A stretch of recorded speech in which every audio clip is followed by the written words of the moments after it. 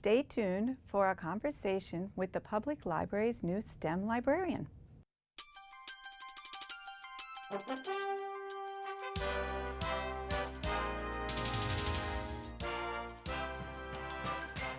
Thank you for joining us for another edition of Parents Corner. Today we are here with Johanna Doty. She's the new programming and outreach librarian at the Arundel County Public Library. Johanna, it is so nice to have you here today. Can you tell us just a little bit about yourself? We were talking. Yeah, sure. So I started out by teaching in the schools. I was an ESOL teacher in Arundel County Public Schools for 2 years. I was at Marley Middle School, George Fox Middle School, Wow. Serena Park Middle School, Magathie River, and Severn River Middle School in those 2 years. And I traveled between the different schools. And then after that, I came to work with the library system. I was at our Edgewater branch, and I was there for 2 years. And a couple months ago, I just started my new position at headquarters as a programming and outreach coordinator.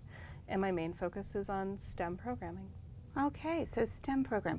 So I know, but not everybody knows. What does that really mean when you say STEM?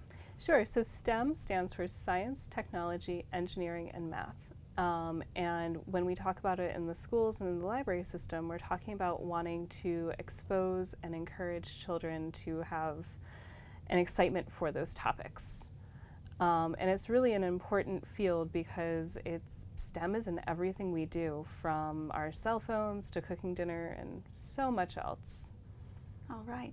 And so so you said the school system obviously has a piece to play with STEM, but what kind of things does the library offer, and what kind of things does the library do to support STEM learning? Sure. So we have tons of STEM programming all year round. One of our big STEM initiatives is the Maryland STEM Festival. We participate every year. It happens in October, and we have different programs that relate to all different types of STEM.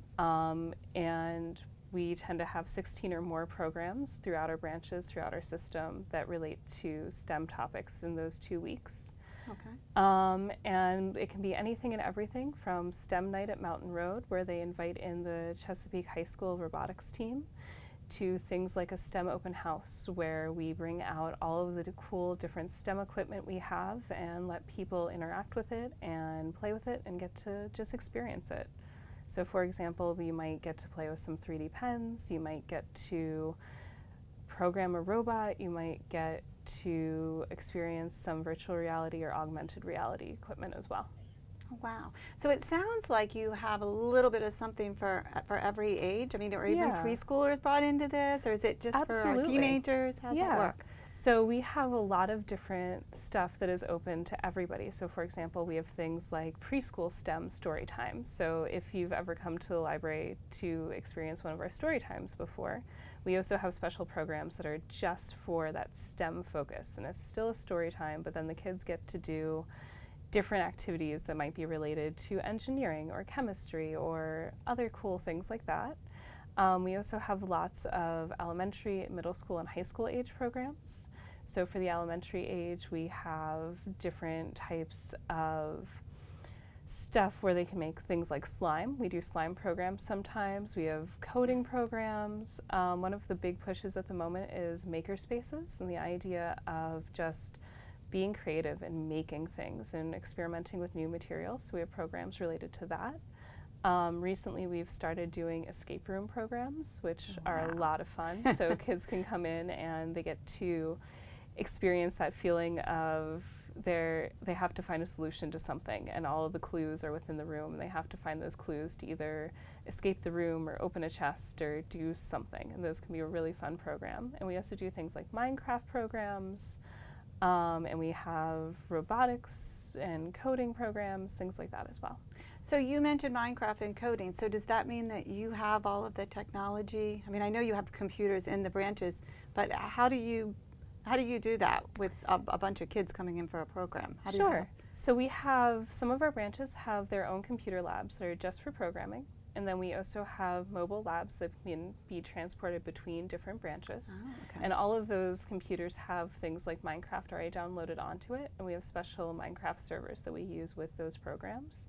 So people can come in and they might be set a challenge of creating a specific thing in Minecraft, or surviving the night or something else in that game.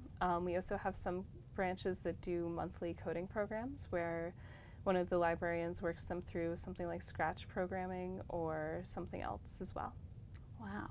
So it sounds like there must have been a lot of training, because that means that all these librarians that we're seeing in the different branches know how to do some of these, you know. So a lot of it is passion. And a lot of our librarians throughout the system have a lot of passion for doing different types of STEM programming. And we definitely do some training for our librarians, but they also bring a lot of skills from other careers that they've had or just things that they're interested in on their own and want to explore more. And they find this great idea and they do the research and they find out how to bring in things like Scratch programming into their own programs, and then they are able to present it to the public. Wow, that's awesome. Now I know that some of the parents are going to be thinking right away, okay, how do I get to do that? Sure. How do I find out about it? So could you just tell us a little bit about how the library markets all of its programs and how that works? Absolutely. So one of the best ways of finding out more about the programs we offer is stopping by one of our branches and picking up our Happenings magazine, which tells you about all the different programs that we're doing for a couple of months. So right now there might be a fall program, there might be a fall happenings or a winter happenings or spring or summer, and it's going to tell you about all the programs all throughout our library system. We also have all of our events posted online, so if you go to our website, aacpl.net, you can search for events there as well, and you can even search by different age groups or different locations or whatever works for you.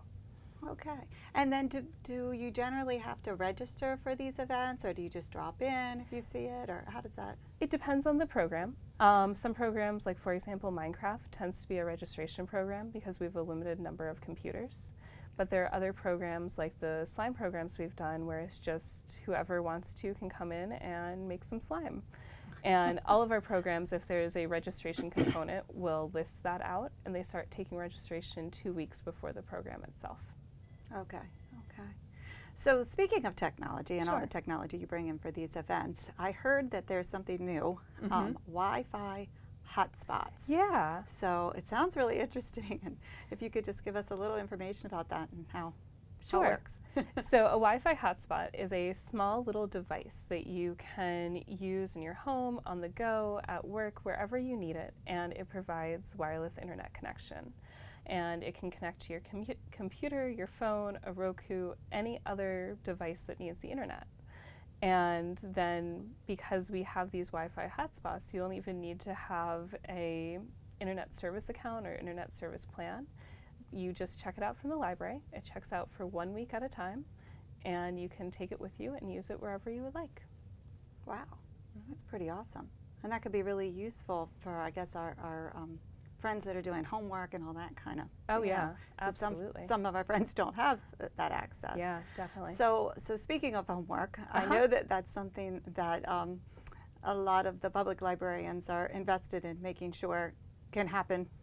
Yeah, absolutely. for our students in Arundel County. So can you give me just a little background and information on what kind of resources you have and how that all works? So one of the best resources we have for students in Arundel County Public Schools is our SAIL card. And a SAIL card is a virtual library card that every student in Anne Arundel County Public Schools has. It's connected to their student number.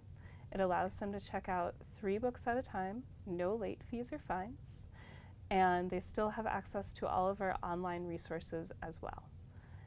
So if you're interested in finding out maybe what your student's SAIL account number is or more information about it, you can always check on our website or go into one of our branches to find out more information. And we also have something called the Homework Center. And that's a page on our website that is a combination of all of our online databases and premium resources that can help students with their homework. One of the ones I like to share with as many people as possible is something called Brain Fuse. And that is an online tutoring resource that's available from 2 p.m. until midnight every day. And students can log on using their regular library card number or their SAIL card number and talk to an online tutor. So it's a real person, and they can chat with them and ask them questions about their math homework or their science or their social studies or anything else you can imagine. And it's also offered in English and in Spanish. Okay, so they might already have their own library card that they got when they were a little kid, hopefully. Sure, yeah. But this would be on top of that card. It's just Exactly. an additional card. It's an additional card, and what we like to explain to people is that with the regular library card, you can check out 99 items at a time, including books, DVDs, CDs, anything and everything that is available in our library system. But there are fines associated with that card if anything is ever overdue. With the sale card, you can only check out 3 items at a time, but there are no late fees or fines. And it is focused mainly on books. So you wouldn't be able to check out a DVD with it, but you can check out books with it. So for someone who has a young child and they're concerned about due dates and fines and things like that, the sale card can be a really great option for providing those students access to our library materials. Okay, but then it also gives them access to those databases, which is a really important component. I like that. I like that. So we talked about our school-aged friends and a little bit of technology, but I can't help but ask, what kind of programming are we offering for our youngest friends? We have quite a bit. So one of the initiatives that we have is something called 1,000 Books Before Kindergarten. And with this initiative, you can register online or you can come into the branch and register as well. And once you've registered, you either have a paper log or you can log your books online. And every time a family reads a book with an early learner, they just can check it off.